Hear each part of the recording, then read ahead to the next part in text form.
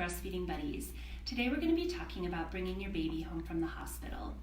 Bringing your baby home can be a really exciting time, and it can also be a little bit overwhelming, and so I just wanted to talk about what to expect those first few days. The first thing you need to be thinking about is your recovery.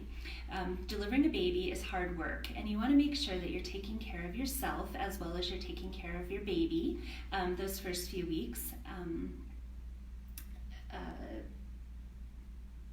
Especially if you've had a C-section. You want to make sure that you're getting plenty of sleep, that you're eating healthy foods, that you're not hosting visitors before you're really ready for them to be there, and you want to make sure that you're relying on your partner, family, and friends for help if you need it. You may notice emotional highs and lows during this time. Your hormones are adjusting, and taking care of a newborn can be pretty exhausting sometimes. So if you are having deep feelings of sadness, irritability, loss of appetite, those could all be signs of depression. So if you're worried about how you've been feeling, you want to make sure that you reach out to your doctor to talk about your concerns. You can also reach out to the WIC office.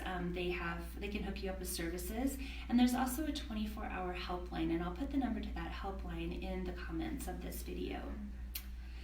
With your baby, you want to make sure that you're doing lots of cuddling time with your baby and really helping them get used to life outside the womb. You want to be doing a lot of skin-to-skin time with your baby. This can help regulate your hormones.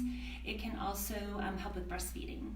You're going to be taking the baby to see the pediatrician during the first week, so you want to make sure that you write down all of your questions about the baby, about breastfeeding, anything, and take those with you to the appointment so you can make sure that the doctor or nurse answers those for you.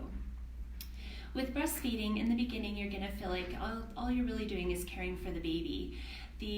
As your milk is transitioning from that colostrum, that yellowish thicker milk, into more mature milk, you want to make sure that the baby is feeding early and often. Most babies are feeding about 8 to 12 times in 24 hours, and since babies don't feed on a schedule, you want to make sure that you're watching for hunger cues rather than watching the clock for feedings.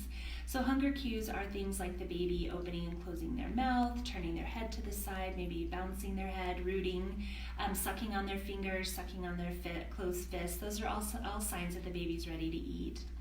You can also monitor your baby's intake to see if they're getting enough by looking at the pees and poops per day. Once the mature milk comes in, babies should be having about 6 to 8 wet diapers and about 4 bowel movements a day by day 4. And also, of course, measuring the baby's growth is a good way to make sure that they're getting enough. Usually sometime in the first 1 to 2 weeks, babies will go through a period of rapid growth called a growth spurt. This is a time when the baby's going to demand to feed more often, and it could be as often as every hour. So if you're concerned about your milk supply, you just want to follow the baby's lead and feed on demand, and your body's going to adjust to meet the baby's needs. Remember, the more milk that's coming out, the more milk that you're going to produce. And remember that growth spurts are temporary. This is a good time to lean on that partner, family, or friends to help out. They can be doing things like changing the baby's diaper, running errands for you, or they can just spend time cuddling with the baby, which gives you a little bit of time to rest. And that way you can just focus on feeding the baby during those growth spurts. All new moms have tons of questions, and so if you do have any questions or concerns, the most important thing is to reach out right away to your doctor, to the WIC office, so that you can get the answers and the information that you need so you can feel confident and comfortable in your role as a new mom. So thanks for joining in today. We hope you'll join us again next week, same time, same place, Tuesday at 10 o'clock. Thanks.